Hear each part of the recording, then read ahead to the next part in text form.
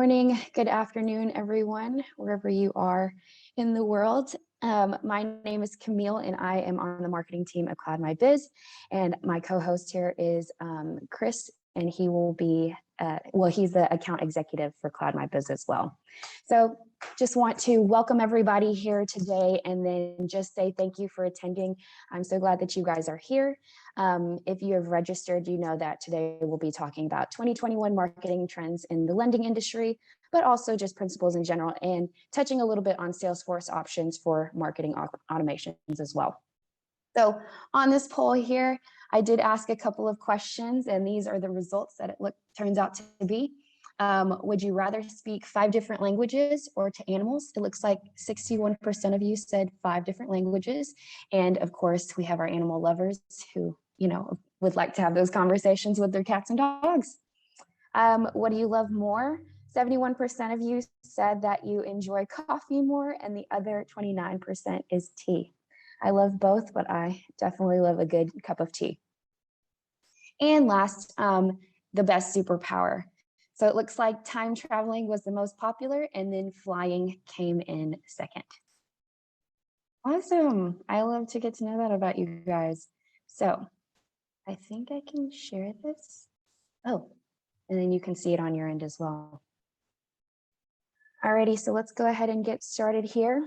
Here are our lovely photos. Even though we've already introduced ourselves, you can find Chris on the right. And if you have any questions, he will be more than happy to answer those at the end of the presentation.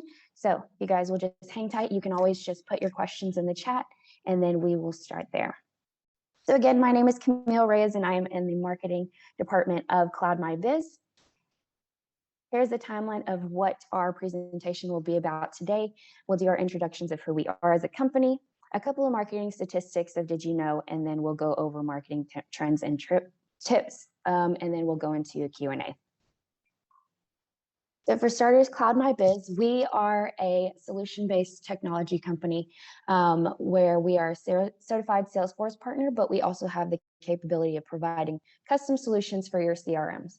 Our expertise is in the lending industry, where we provide Fundingo, which is a loan management software that we've built to streamline end-to-end processes for lending companies, which includes origination, underwriting, and loan servicing. So we do have that consultation side of our business, as well as that management software for your lending companies. Our main goal is to basically be able to provide the best CRM solutions for whatever industry you're in and manage your end-to-end lending operations.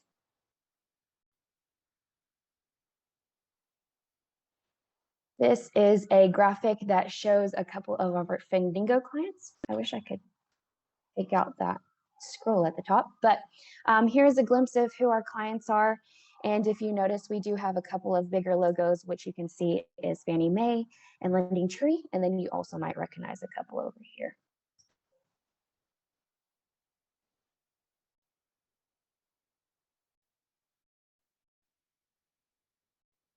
Alrighty, so moving on to the statistics. When it comes to marketing, there are a million statistics out there, but I did think that these pertain to the topic that we were covering today. Did you know that 55% of financial services had the intent to increase investment in the personalized marketing? So making sure that you're implementing names in your campaigns, doing those touch bases, and 74% of that 55% says that targeted marketing personalization increases customer engagement. So those who are deciding to personalize their marketing see those results and have that proof. On average, email marketing has a 440% return on investment. And last but not least, marketing automation drives a 14.5% increase in sales and productivity and a 12.2% reduction in marketing overhead. Alrighty. And like I said, I had a difficult time narrowing down the information that I wanted to put in here. Being in the marketing department, you know that marketing is a 100-pound gorilla, or it is a machine that is made of many components. So there are lots of topics to cover. However, I did just want to touch base on 3 major topics in trending. The first being the power of personal touch. So Anybody that runs a business knows that your customer experience is the main driver of growth. This has a direct impact on your sales and everything. It is not only we are moving on into the digital realm, and although the digital technology world has been ongoing and upcoming, it was definitely accelerated by the pandemic, of course, which caused everyone to move to the digital side of everything, being able to tailor to their customers' needs. So the power of personal touch is basically evaluating the areas in your consumer cycle where you can make it very personal. For example, I like to use this when it is my birthday. I definitely notice what companies reach out to me via email or send me a postcard. And even though that is, it may seem completely off the wall, it's just very important to add that personal touch. You may not do that. It's not obliged for any company, but at the same time, I do think that that's a perfect example of what it is to add that touch to somebody and just have that touch point with them, just saying, we recognize that you are one of our customers and we're happy to have you. Happy birthday. I do know whenever I worked for a different company, what we would do is we partnered with a marketing company or a digital printing service, and we would send them a list. So we would take our client base, we would show them what their birthday is, and we would send it every month so that that company was able to send it on the day of, and they were able to receive it. And I know on the receiving end of that, it was just nice to have that personal touch with all those signatures on the birthday card and things of that nature. So moving on, I love birthdays, obviously, but another good example is to implement names in emails, sending thank you notes, and also engaging with them on social media. Especially when it comes to emails, any marketing email platform that you use, at this point in time, they should have that functionality of being able to create your email template, but also have that area where it's a button that allows you to customize it pertaining to the name on the account. I think that is just a small, doable task that you should implement with all of your things. Sending thank you notes, of course, but moving on to why it is essential. With it being digital, it's very difficult to have well, it's not difficult to have the personal touch, but you definitely have to tailor to your digital platforms to pertain to that. It reflects the humanness of your brand whenever you are able to say happy birthday or reach out to them. And when it comes to this, you don't always have that in-person handshake or this side hug or anything of that nature. So being able to implement these small things within your marketing definitely oh, I'm so sorry.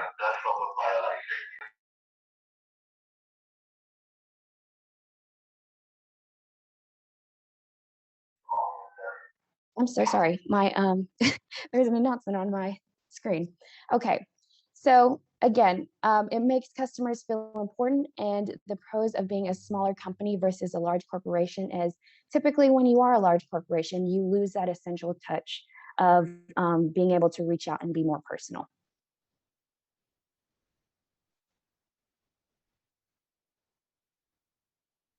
Alrighty. The next important point that I'd like to highlight is nurturing this stage of your consumer cycle. And this means every stage, not only is it your leads, but also your existing customers. If you were to read the statistics, the value of keeping the right customers, acquiring a new customer can easily be from 5 to 25 times more expensive than just retaining an existing one. Another rule that I've read an entire book on is the 80-20 rule. And studies say that 80% of your business will be generated from 20% of your customers, whether it's directly them purchasing or being upsold, or is it a referral that they give. So the point of, nurturing every stage and not just, your leads in the sales cycle is to help them get the maximum value of your product. You can create newsletters that promote what other services that you provide, but you also want to educate them in the arena that you are an expertise in. Your goal is to be a thought leader and also show them that you have knowledge in other areas that just helps their overall well-being.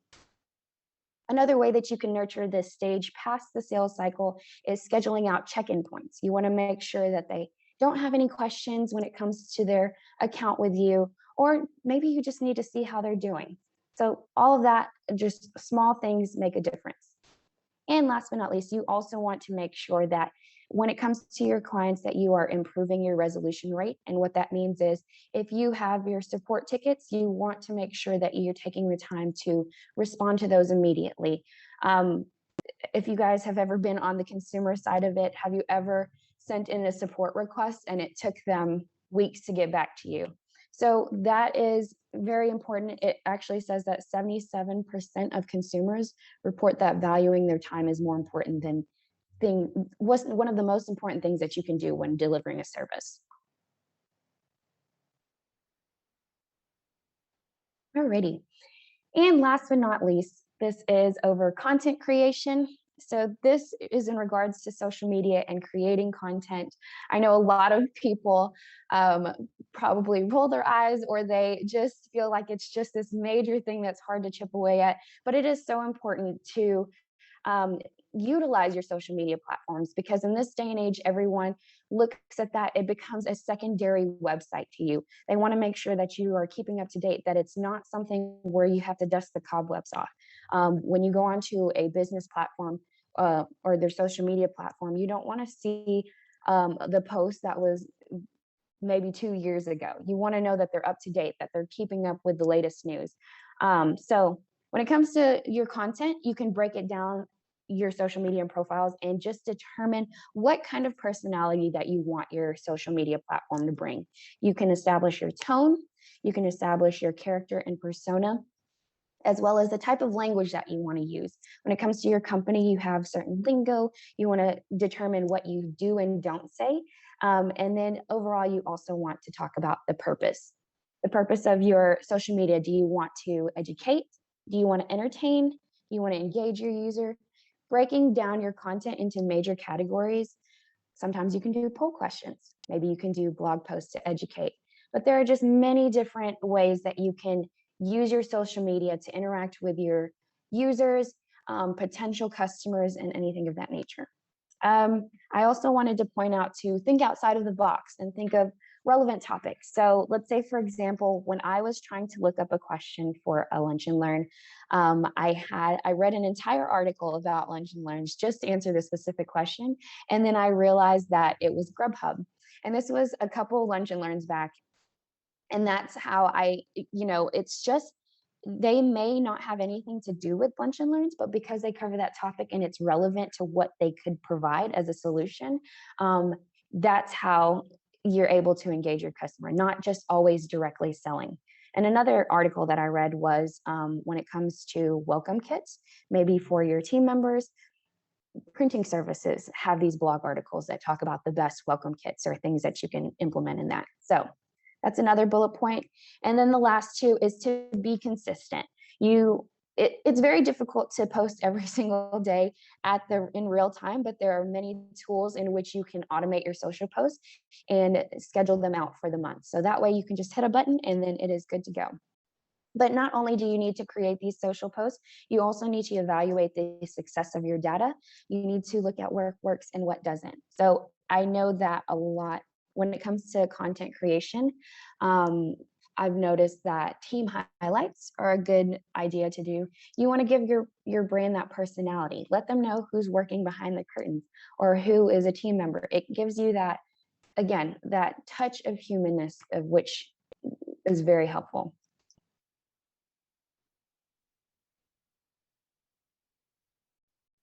All right. And the last slide here is Salesforce automations. So there are many options in how you can automate your Salesforce workflows, but a couple of them would be setting up the appropriate rules and triggers to help build campaigns. So this is usually discussed within your marketing team. Within your email campaigns, you're able to set up triggers in which if somebody decides that they want to click on a certain button on the email, it sends it over to your account executive and notifies them, letting them know that they may be interested in a certain product. So there are lots of ways that you can be able to do this. It's really just a matter of defining your goals and just establishing that throughout your email content. Another automation that you could do is lead scoring and grading.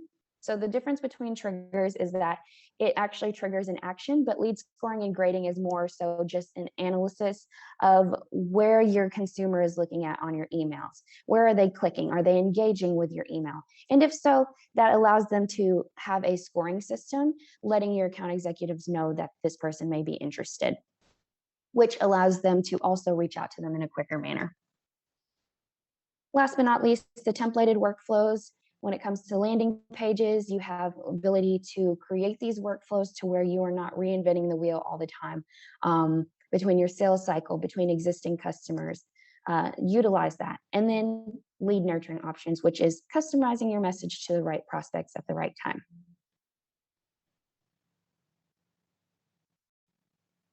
Alrighty. So now we are in the Q&A portion. Let me see if anybody has any questions here. If you do, please go ahead and put that in the chat if you do.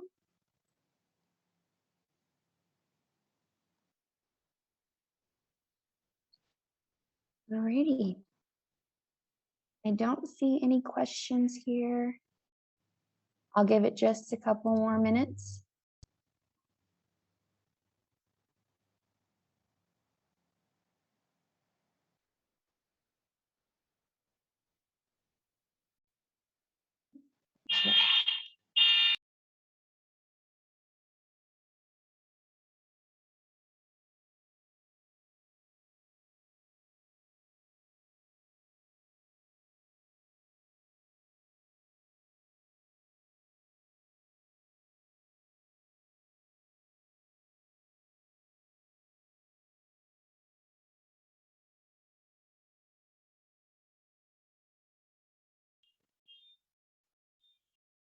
Alrighty, well, if nobody has any questions, then I will go ahead and let you guys have the rest of your day. Again, I just wanted to say thank you guys for coming to our Lunch and Learn and learning about marketing trends that are happening. If you do have any questions, all of our contact information is here at the bottom, and we'd be more than happy to answer any of those for you.